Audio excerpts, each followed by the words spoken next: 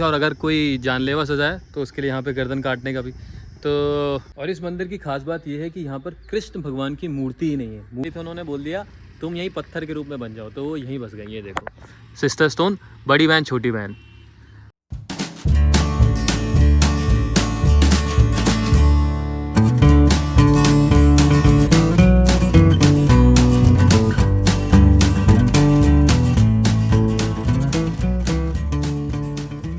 आज हम्पी में हो तो हम्पी का टूर करते हैं जो अपनी पास की लोकेशन है। और पहली मेरी जो लोकेशन है ना वो है कृष्णा टेम्पल।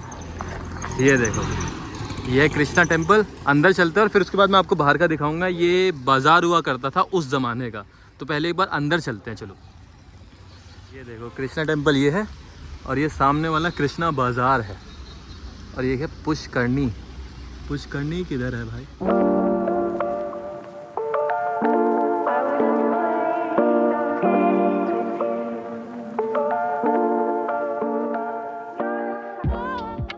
मंदिर के इतिहास से पता चलता है कि सन 1515 में कृष्णा देवार्य ने इस मंदिर के गर्भगृह में बाल कृष्णा की मूर्ति की स्थापना की थी। और इस मंदिर की खास बात यह है कि यहाँ पर कृष्ण भगवान की मूर्ति ही नहीं है। मूर्ति चेन्नई के किसी म्यूजियम में रखी हुई है। तो ये देख लो मंदिर बिल्कुल खाली पड़ा और बहुत ज़्यादा सुंदर मंदिर है यार।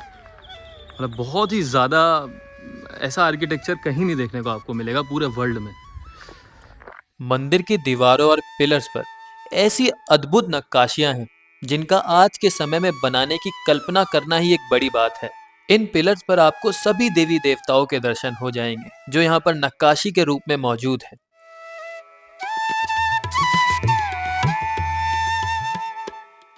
प्रमुख मंदिर केंद्र में मौजूद है। उसके आजू बाजू आपको बाकी देवी देवताओं के मंदिर भी मिल जाएंगे।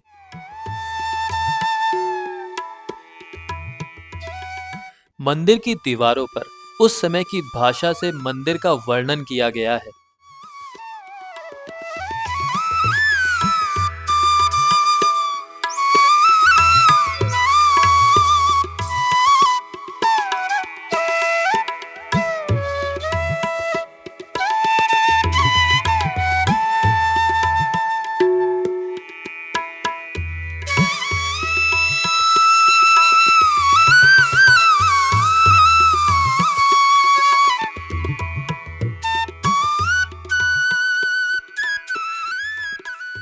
तो मंदिर तो देख लिया, अब चलते हैं कृष्णा बाज़ार की ओर। ये देखो प्रॉपर जो हमें पुरानी फिल्मों में दिखाया जाता है ना, ऐसी ही मार्केट है। दोनों साइड मतलब शॉप्स होंगी उस टाइम पे और बीच में खाली एरिया जहाँ पे लोग चलते होंगे उस टाइम पे, जो शॉपिंग करते होंगे उस टाइम की। ये देखो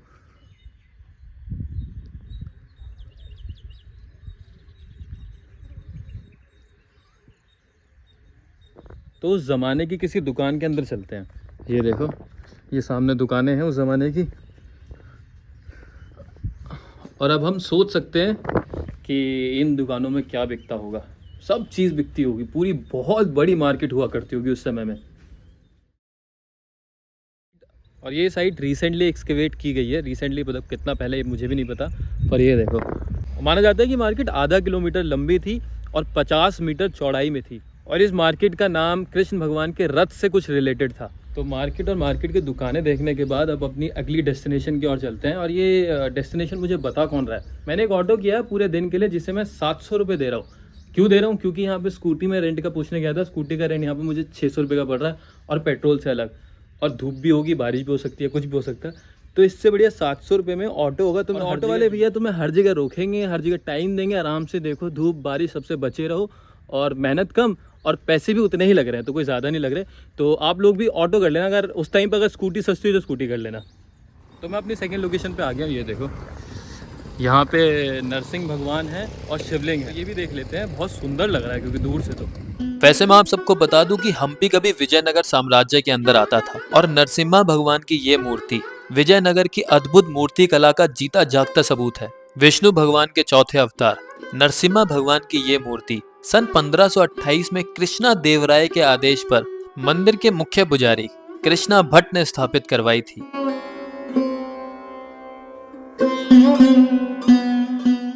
और नरसिम्हा भगवान के बगल में आपको एक शिवलिंग भी नजर आएगी। वैसे तो हम्पी के ज्यादातर मंदिरों में पूजा नहीं होती उनके खंडित हो जाने की वजह से, पर इस शिवलिंग की पूजा होती है। और माना यह भी जाता है कि बारिश के मौसम में यह शिवलिंग पूरी डूब जाती है और फिर भी इसकी पूजा होती है।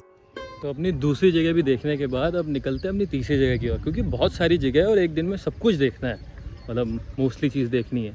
कल भी हूँ मैं यहाँ पे, तो ऑटो वाले भैया के पास चलते हैं।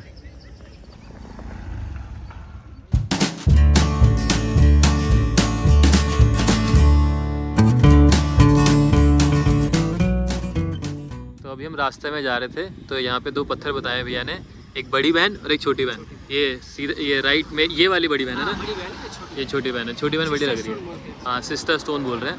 तो ये कितने साल पहले की बात बता रहे हो भैया? ये पूरा एक 30 साल पीछे का 30 मतलब वो 15 सेंचुरी की बात बोल रहे हैं ना, 15 सेंचुरी। हाँ तो भैया 15 सेंचुरी की बात बोल रहे हैं। उस टाइम पे 2 बहनें ये हम्पी घूमने आई थी, तो हम्पी में उन्हें वो इसी स्थान पर बैठ गई, उन्हें बहुत अच्छा हम्पी लगा। तो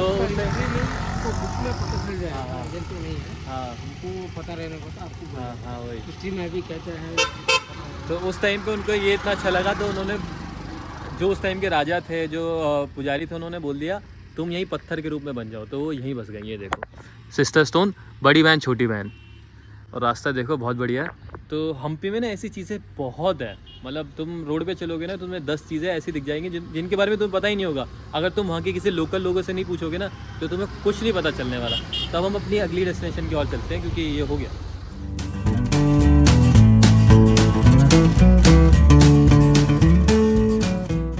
तो अब हम आ गए शिवा टेम्पल। ये देखो शिव मंदिर, और यहाँ पे लोग इसको अंडरग्राउंड कहते हैं। वैसे अंडरग्राउंड नहीं है ये, उस टाइम पे इतना पुराना है कि यहाँ पे ना धूल मिट्टी रेत पत्थर जम के ना बहुत ऊंची लेयर हो गई होगी, तो ये नीचे चला गया होगा।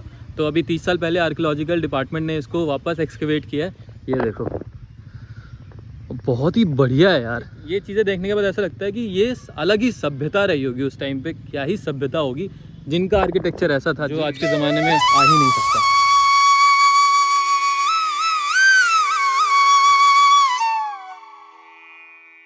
तो मंदिर के अंदर चलते हैं, और इन मंदिरों की खास बात यह है कि यहाँ पर भीड़ नहीं होती, क्योंकि यहाँ पर देवी देवताओं की पूजा नहीं होती, क्योंकि ये सब खंडित हो गए हैं, क्योंकि टूट गए हैं, इनकी मूर्तियाँ टूट गई हैं, तो इसलिए यहाँ पर पूजा नहीं होती, तो इसलिए भीड़ नहीं होती। और ये देखो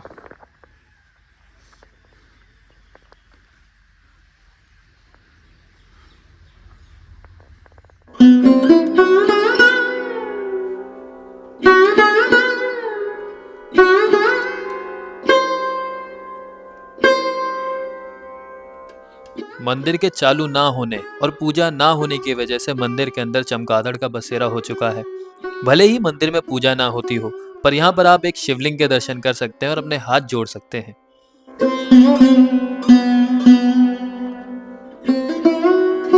अभी मुझे अंडरग्राउंड शिवा टेम्पल में ये भाई लोग मिले हैं। तो आप आंध्रा से हो? कर्नूल रायलसीमा अलग अलग जगह से हो सब हैं? पूरे रायलसीमा अच्छा एक ही जगह है, सारे मतलब आसपास से ही आए हो? तो ये भाई मिले, इनसे मिलके बड़ा अच्छा लगा है। और बस आंध्रा भी आऊँगा किसी दिन, ओके तिरुपति जब आऊँगा तो आऊँगा और आपको बताऊँगा। ओके मना तो नहीं करते उस टाइम पे कि अभी मिल नहीं रहा? तो अच्छा लगा इनसे मिलके भी। Thank you please subscribe please subscribe. Thank you भाई, थैंक यू भाई। हाँ कर लिया। तो अंडरग्राउंड शिवा टेम्पल देखने के बाद अपनी अगली लोकेशन की ओर चलते हैं। भैया भी तैयार हो गए हैं, चलो भैया। हाँ ये क्या आगे? ये देखो ये गेस्ट हाउस है राजाओं के समय का, और ऐसा ही इधर भी है। ये क्या है? ये वॉच टावर है छोटा वाला। अच्छा वॉच टावर है छोटा वाला। अच्छा हाँ वो वॉच टावर है। अच्छा मुस्लिम मस्जिद है उस टाइम पे, उस समय की। तो उस समय तो हिंदू राजा थे, ये बात की बनी होगी। अच्छा उधर लोग रहते होंगे ना, इधर उनके लिए बनाई होगी। हाँ हाँ ये देखो। अच्छा हाँ मॉस्क है, बैंक टावर है। हम अपनी अगली लोकेशन की ओर आ गए। यहाँ पर रानी का एसी रूम है, वॉच टावर है, एक और जगह बताई थी, मैं अंदर जाके खुद पूछता हूँ, मैं नाम भूल जाता हूँ यार। तो ये बहुत ही अच्छा लग रहा है। ये देखो वहाँ सामने वॉच टावर है, ये पीछे एसी रूम है रानी का, और एक टेंपल भी है यहाँ पे, मंदिर। तो अंदर चल के सब देख लेते हैं। और यहाँ की टिकट है 40 रुपये, तो 40 रुपये की टिकट आपको लगेगी, और उस टिकट को संभाल के रख लेना, क्योंकि वो आगे भी काम आने वाली है। ये मुझे ऑटो वाले भैया ने बताया था।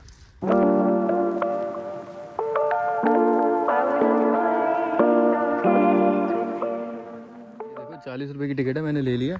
और ना खुले लेके आना, क्योंकि ना बड़ी दिक्कत हो गई थी। ₹50 मतलब ₹10 भी खुले नहीं, बोल रहा तुम बड़ा नोट दे दो उसके खुले कर दूँगा, पर 10, 20, 50 के खुले मत मांगो। तो बड़ा टाइम लग गया। ₹10 मैं सोच रहा था छोड़ूँ ना, तो वापस मिल गए। तो अब अंदर से ना, और ये टिकट आपकी सारे मॉन्यूमेंट में चलने वाली है, क्योंकि मंदिरों में तो कोई टिकट लगती नहीं। और इस जगह का नाम है लोटस महल। तो लोटस महल देखते हैं अंदर से। जनाना इनक्लोजर जो भी है, तो इसमें सारी लोकेशन लिखी हुई है। ये सब आप देख सकते हो। जैसे कि मैं अभी विरूपाक्षा टेम्पल देख के आ रहा हूँ, जो कि पीछे था। अब जितनी लोकेशन मैं कवर कर पाऊँगा उतनी देख लेते हैं। चलो आओ। जनाना प्रांगण, जनाना ना इनक्लोजर। ये देखो कितना सुंदर है अंदर से, बिल्कुल बहुत ज़्यादा बढ़िया बना रखा है। मतलब उस टाइम पे कितना बढ़िया होता होगा ये सोचो। तो विजयनगर के स्तंभ है, ये पिलर है उस ज़माने के। ये हो गया आपका। तो सबसे पहले मैं आपको यहाँ का म्यूजियम दिखा देता हूँ, क्योंकि म्यूजियम ही इकलौती ऐसी जगह होती है जहाँ पर किसी भी जगह का इतिहास कैद होता है। आप यहाँ पर ये पत्थर देख सकते हैं जिन पर बहुत ही सुंदर नक्काशी की गई है। आप ये पिलर देख सकते हैं जिस पर बहुत ही अद्भुत नक्काशी की गई है, और ये 30 साल पहले हुई एक्सकवेशन में निकली हुई चीजें हैं जो हमें विजयनगर साम्राज्य के इतिहास के बारे में बताती हैं।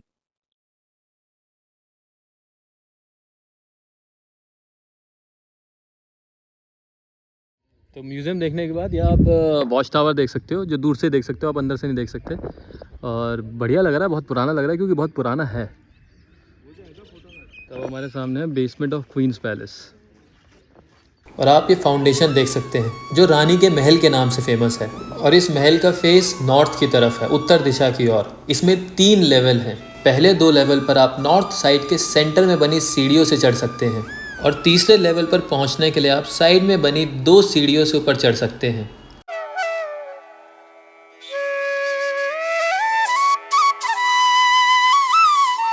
रानी के महल के बगल में आपको एक पुष्करनी यानी कि एक कुआं भी दिख जाएगा। और अब मैं आ गया हूँ कमल महल, यानी कि लोटस महल। ये देखिए, लोटस महल एक 2 मंजिला इमारत है जो कि एक इंडो इस्लामिक आर्किटेक्चर है, और इसमें कुल 24 पिलर हैं।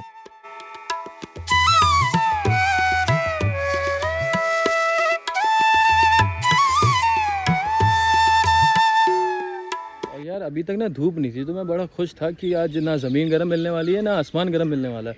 पर अब हल्की हल्की धूप आ गई है। बारिश हो जाए पर धूप ना है यार, क्योंकि बारिश में मैं भीग सकता हूँ, पर धूप में ना बड़ी दिक्कत होती है।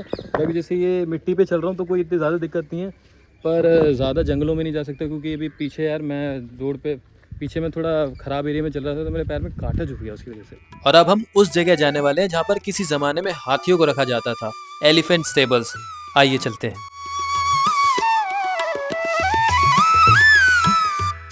तो ये वो जगह है जहाँ पर कभी किसी जमाने में हाथियों को रखा जाता था।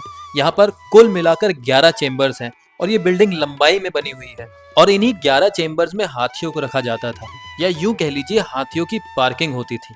और इनकी छत एक डोम शेप में है, जो इंडो इस्लामिक आर्किटेक्चर का सबूत है।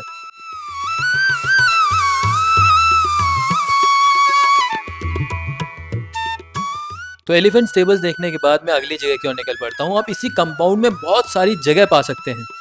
तो एक और मंदिर के पास आ गया हूँ, रंगा टेम्पल। तो मंदिर भी देख लेते हैं। मतलब इन मंदिरों में कुछ नहीं बचा, कई मंदिरों में तो मूर्तियाँ भी नहीं है, पर ये इनका आर्किटेक्चर मतलब आर्किटेक्चर क्या ही कहूँ, बहुत ही आगे का आर्किटेक्चर है, जो इस टाइम के लोग भी नहीं बना पाएंगे।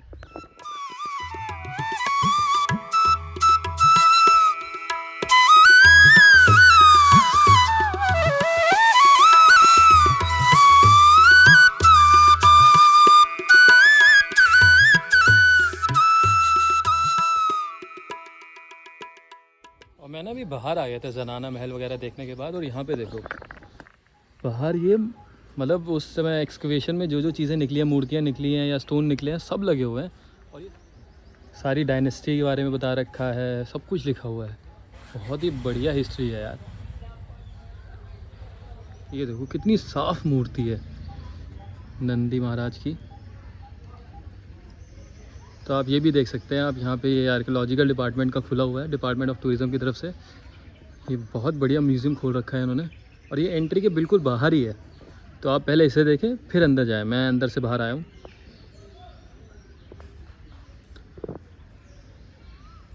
आप तो अभी मैं रास्ते से जा रहा था तो हज़ारा रामाचंद्र टेम्पल है यहाँ पे, तो ये भी देख लेते हैं। अंदर मूर्ति वगैरह कुछ है नहीं। यहाँ के मंदिरों में ना मोस्टली मूर्तियाँ नहीं हैं, मूर्तियाँ सब म्यूज़ियम में चली गई हैं या टूट गई हैं। ये देखो इसके बारे में यहाँ लिखा हुआ है।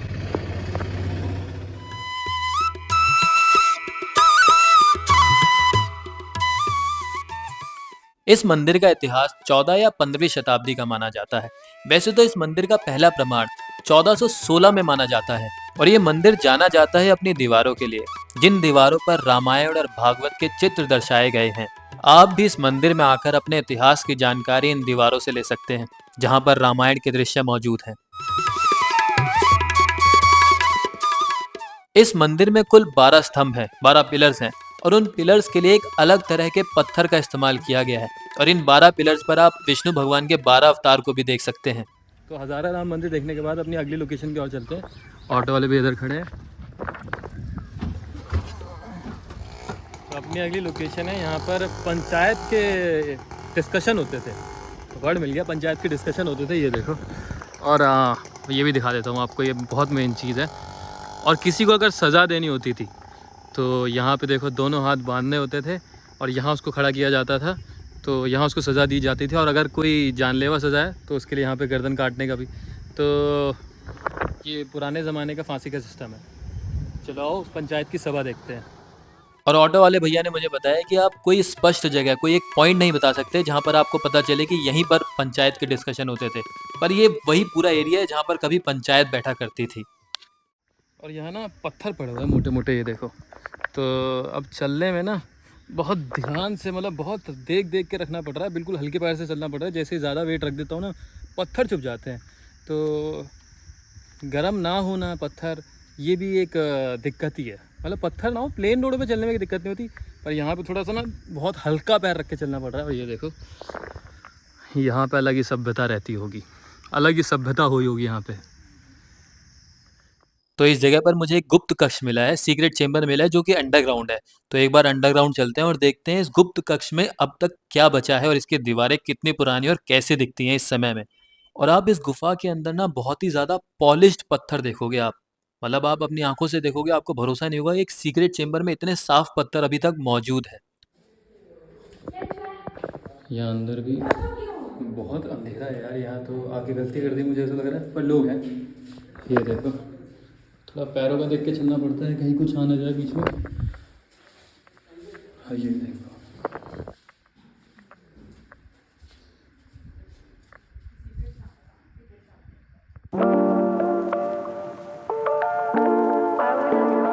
एकदम से ना बहुत तेज़ धूप निकल गई है, तो मुझे अब अपने आप को ढकना पड़ा क्योंकि धूप बहुत ज़्यादा छुपती है यार। तो अब मैं छिप गया हूँ पूरा, और अब उसके ऊपर चढ़ते हैं, वहाँ पे लोग चढ़े हुए हैं। चलो। और अभी मैं रास्ते में जा रहा था, मुझे ये दिखी है, ये देखो।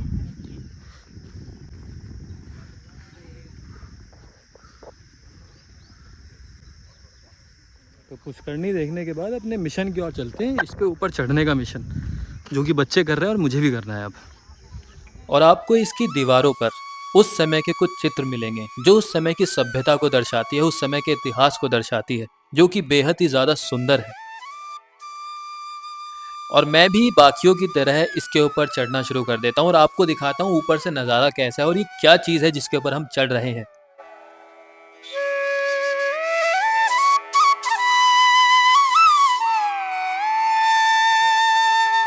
इस आर्किटेक्चर का नाम है महानवमी डिब्बा, जिसकी हाइट अच्छी खासी है। आप इसके ऊपर से हम्पी के सारे खंडर, सारे रूइंस देख सकते हैं, सारे मंदिर देख सकते हैं।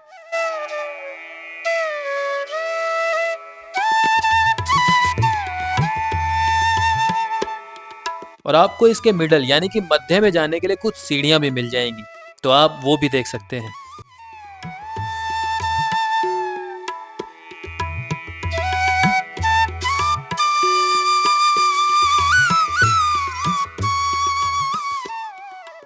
तो महानवमी डिब्बा देखने के बाद हम वापस आ गए, डिब्बा उसकी नाम यही है। तो अब अपनी अगली लोकेशन, अगली साइट की ओर चलते हैं। और 2 बजने वाले हैं, और 2 बजने वाले हैं, भूख बहुत तेज़ लग रही है क्योंकि मैं सुबह से कुछ भी खा के नहीं निकला और एकदम से ऑटो वाले भैया आ गए तो मैं तुरंत निकल गया। तो अभी हम कमलापुर में हैं, और कमलापुर में मैं हूँ, क्या नाम है भैया, फिर से भूल गया मैं। विजयनगरा पैराडाइज। हाँ, विजयनगरा पैराडाइज रेस्टोरेंट म्यूजियम के बिल्कुल सामने है। तो आप भी यहाँ आ जाना क्योंकि मुझे तो बढ़िया लगा, यहाँ पे सिटिंग अरेंजमेंट बहुत बढ़िया है। और खाना आने वाला है। खाना खा के मैं आपको फिर बताऊंगा कि खाने वाली जगह है या नहीं है। वैसे तो आप पहले अगर फैमिली के साथ आ रहे हो तो यहाँ आ जाओ, क्योंकि ना बाहर आप ओपन में बैठोगे तो इससे बढ़िया अंदर बैठो, फैन वैन चल रहा है और अच्छी जगह है, एम्बियंस अच्छा है। एक बार खाना भी ट्राई। और अपने वेज फ्राइड राइस आ गया, पत्ते पे डालते हैं और खाना शुरू करते हैं और आपको बताता हूँ कि टेस्ट कैसा है। भाई फ्राइड राइस तो बढ़िया है, मतलब आप खाने के लिए भी आ सकते हो। फैमिली के लिए तो रेस्टोरेंट बढ़िया है, आप खाने के लिए भी आ सकते हो, क्योंकि फ्राइड राइस पहली चम्मच ही पसंद आ गया। खाना वाना खा के तैयार हो गए धूप के लिए और अपनी अगली लोकेशन के लिए भी तैयार हो गए। चलो भैया।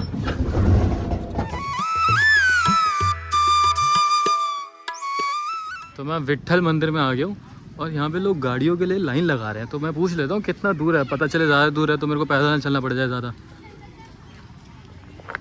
तो ये देखो गाड़ी के लिए लाइन लगी हुई है और बहुत टाइम में आ रहा है नंबर। तो 1 किलोमीटर है, 1 किलोमीटर तो मैं आराम से पैदल चल सकता हूँ। तो पैदल ही चलते हैं और अंदर मंदिर देख लेते हैं। और आप अगर पैदल जाओगे ना तो आप ऐसी बीच में लोकेशन देख पाओगे, अगर गाड़ी में जाओगे तो मिस कर दोगे। तो अब हम इन लोकेशनों को देखने चलते हैं।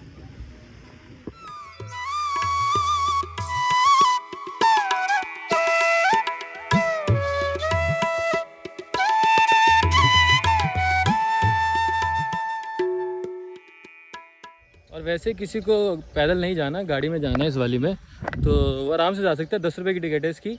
मैं पैदल इसलिए जाता हूँ क्योंकि मुझे पैदल चलने में मज़ा आता है और मैंने अभी खाना खाया है तो पैदल चल के थोड़ा अच्छा लगेगा ना। और वैसे 1 किलोमीटर है तो आप गाड़ी भी पकड़ सकते हैं।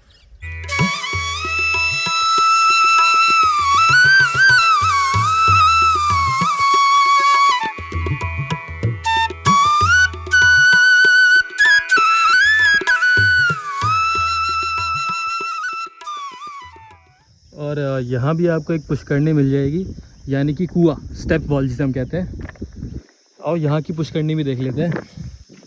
और यहाँ की पुष्करणी बड़ी लग रही है उस वाली जगह से।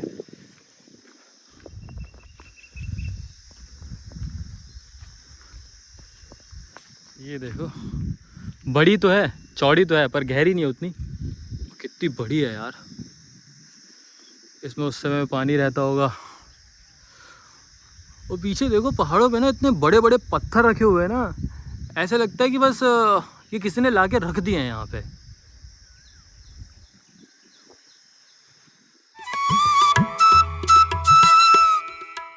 ये देखो बिल्कुल ना दोनों साइड पत्थर लगे हुए हैं और ये बीच में मंदिर की तरफ रास्ता जा रहा है। पता नहीं उस टाइम पे इन पत्थरों के मतलब यहाँ पे क्या रहता होगा, क्या रहा होगा। और बहुत बढ़िया रास्ता है मंदिर जाने का। स्टोन है जिसके सामने कुछ भी नहीं है। मतलब हमें ना बाहर वेस्टर्न वर्ल्ड ऐसे दिखाया गया है कि वही सबसे पुराने हैं, मतलब उनकी जो हिस्ट्री है ना वही सबसे पुरानी है। इंडिया की हिस्ट्री सबसे पुरानी है। यहाँ की जगह मतलब वेस्ट ने तो ऐसे कह दिया ना कि हमने कह दिया हमारा ही पुराना है, तो अब हम क्या ही कर सकते हैं उसमें। उनके दिमाग में वही भरा हुआ है, पर हमारे दिमाग में ये भरा होना चाहिए कि जो हमारा इतिहास है वो बहुत पुराना और बहुत ज़्यादा अच्छा है। तो फाइनली 1 किलोमीटर चलने के बाद हम विट्ठल मंदिर के गेट पे तो पहुंच गए हैं। तो अब ये देखो यहाँ से एंट्री करते हो, शायद से यहाँ पे एंट्री की टिकट चेक करने वाले हैं वो हमसे। और ये देखो ये बहुत ही ज़्यादा सुंदर जगह है। ये देखो, और धूप बहुत ज़्यादा बढ़ गई है अब। ये अपना चैरियट टेम्पल जो हम सिर्फ नोटों में देखते थे, आज अपनी आंखों के सामने देख पा रहे हैं।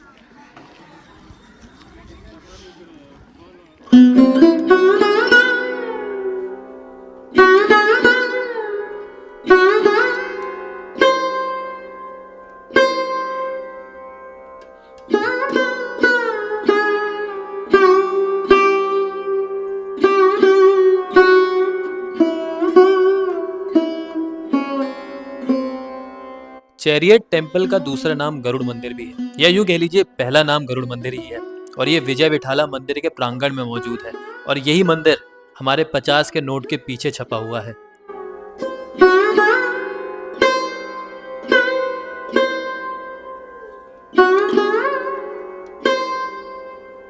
तो चलिए बात करते हैं विजय विठाला मंदिर की, जो अपने आप में एक आर्किटेक्चर का मार्वल है। एक ऐसा नायाब आर्किटेक्चर है जिसे देखकर आप हैरान रह जाएंगे।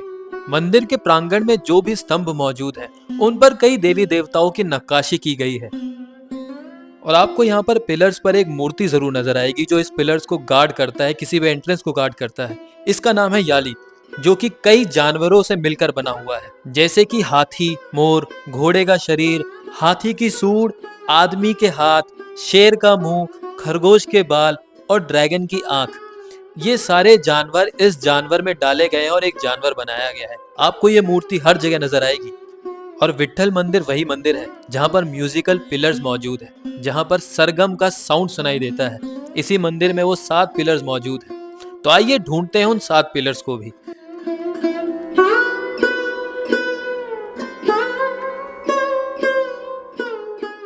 मंदिर के पिलर्स पर आपको रामायण के सबूत भी मिल जाएंगे।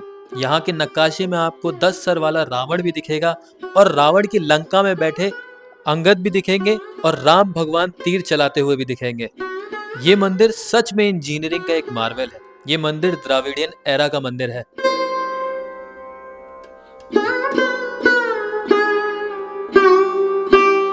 और मैं म्यूजिक पिलर्स देखने के लिए जा ही रहा था, तभी मुझे बताया जाता है कि वो अब पब्लिक के लिए बंद कर दिए गए, क्योंकि आर्कियोलॉजिकल डिपार्टमेंट को इस बात का खतरा है कहीं वो पिलर्स डैमेज ना हो जाए। इसीलिए उन पर कुछ और काम किया जा रहा है, उन्हें रेनोवेट किया जा रहा है।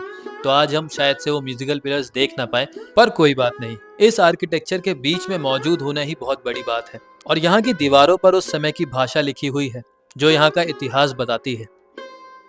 तो आइए अब चलते हैं मंदिर के गर्भगृह के अंदर।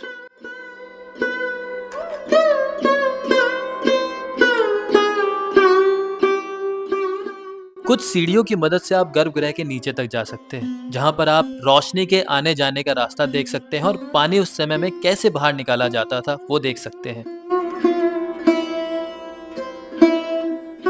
मंदिर देखने के बाद हम मंदिर के पिछले हिस्से की ओर बढ़ते हैं, जहां से आप विरूपाक्षा मंदिर की ओर वापस जा सकते हैं।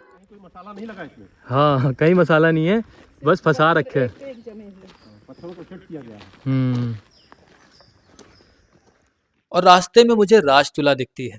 एक तरफ तराजू में इंसान को रखा जाता था और एक तरफ सोना या चांदी। उस समय राजतुला का प्रयोग इस तरह किया जाता था।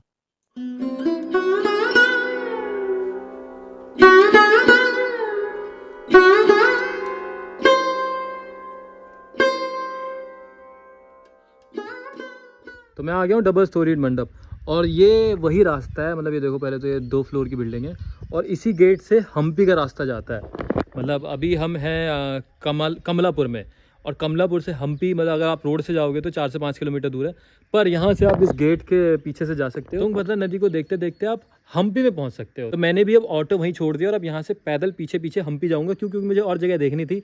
इसलिए मैंने ऑटो वाले भैया को बोला कि मैं अब देखते हुए चला जाऊँगा, आप टेंशन मत लो। ये देखो, आप मेरे पीछे डबल स्टोरीड मंडप देख सकते हो, और यहाँ से ये रास्ता है आपका विरूपाक्षा टेम्पल जाने के लिए। तो धूप बहुत तेज़ हो गई है और पत्थर हो गया गर्म, ये वाले पत्थर, और इन पे अब नंगे पैर थोड़ी सी दिक्कत होने वाली है। पर रास्ते में ना बहुत सारी चीज़ें हैं तो मैं दिक्कत भूल जाता हूँ, और वो सारी चीज़ें देखते हुए चलता हूँ। मतलब एक ही बार आया हूँ ना, तो ऐसा नहीं कि एक चीज़ ये छोड़ देता हूँ, यार थक गया हूँ, नहीं, सब देखो अगर आए हो तो। जैसे कि अब यहाँ पे एक मेरे को सामने मंदिर दिख रहा है और गर्म पत्थरों पे से चलना पड़ रहा है, पर देखेंगे, आए हैं तो देखेंगे। तो इस मंदिर का नाम है नरसिम्हा टेम्पल। तो एक बार अंदर से भी देख लेते हैं। और ये देखो कहाँ पे बना हुआ है। और एक बात और, हम्पी में आने के बाद मुझे एक बात पता चली है कि हम्पी को विजिट करने का परफेक्ट टाइम मॉनसून या सर्दियों में होता है, क्योंकि मॉनसून में ये पूरा एरिया ग्रीन नजर आता है और आपको इतनी गर्मी नहीं मिलेगी और आप इन आर्किटेक्चर का और ज्यादा अच्छी तरीके से मजा ले पाएंगे, लुत्फ उठा पाएंगे। वैसे मुझे इस गर्मी में नंगे पाँव भी मजा आ रहा है, क्योंकि तुम्हारे साथ श्री रघुनाथ, तो किस बात की चिंता।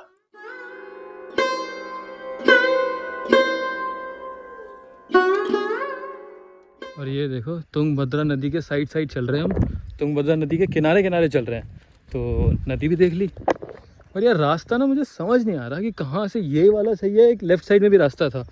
तो अब रास्ता समझने के लिए ना मैंने एक रास्ता पकड़ लिया है। अब ये रास्ता वहीं जाएगा या नहीं जाएगा, ये मुझे जाके पता चलेगा। यहाँ के लोगों का कहना ये है कि मॉनसून में तुंगभद्रा नदी अपने उफान पे होती है और ज्यादा सुंदर दिखती है। और अगर आप विट्ठल मंदिर के पिछले द्वार से विरूपाक्षा मंदिर की ओर जा रहे हैं तो आपको रास्ते में एक राम लक्ष्मण मंदिर भी मिलेगा। तो आप यहाँ आए हैं तो राम भगवान और भगवान लक्ष्मण के भी दर्शन कर कर जाएं।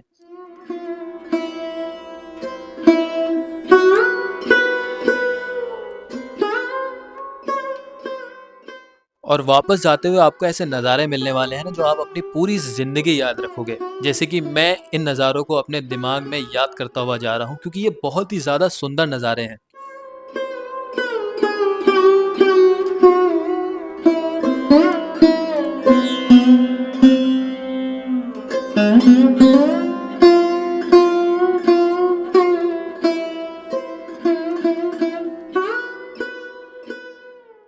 और ये देखो फाइनली 1 किलोमीटर तो नहीं था यार, 1.5-2 किलोमीटर था और फाइनली विरूपाक्षा टेम्पल यहाँ से दिख रहा है और मैं पहुँच गया हूँ। तो नहीं यार, वीडियो बहुत लंबी हो गई पहले से, और विरूपाक्षा टेम्पल बहुत ही इंपॉर्टेंट टेम्पल है, तो उस मंदिर के बारे में मैं अगली वीडियो में बताऊंगा क्योंकि मैं उस मंदिर को पूरी एक ही वीडियो में कवर करना चाहता हूँ। बाकी हम्पी हमारे राम वनवास मार्ग के लिए बहुत ज़रूरी था क्योंकि ये वही स्थान है जहाँ से हनुमान जी, सुग्रीव और बाली सब थे, तो यहाँ तो आना बनता ही था। और हम्पी बहुत ज़्यादा सुंदर है, हम्पी ज़रूर आओ। और हम्पी में इतना बढ़िया आर्किटेक्चर है, इतने बढ़िया मंदिर है पुराने ज़माने के, उस डायनेस्टी ने जो मंदिर बना रखे हैं बहुत ही अलग है। यहाँ पे पता नहीं कुछ आपको एक कीड़ा काट गया है कुछ, चलो छोड़ो यार। मैं उम्मीद करता हूँ कि आपको हम्पी पसंद आया होगा। हम्पी की जो मैंने लोकेशन आपको दिखाई है, उनके बारे में जो जानकारी बताई है वो आपको पसंद आई होगी। अगर पसंद आई है तो वीडियो लाइक कर दो, चैनल पर नए हो तो चैनल सब्सक्राइब कर दो, और कमेंट में तुम्हें सेम काम करना है, जय श्री राम लिख देना है, और हम्पी कब आ रहे हो ये भी लिख देना है। जय श्री राम।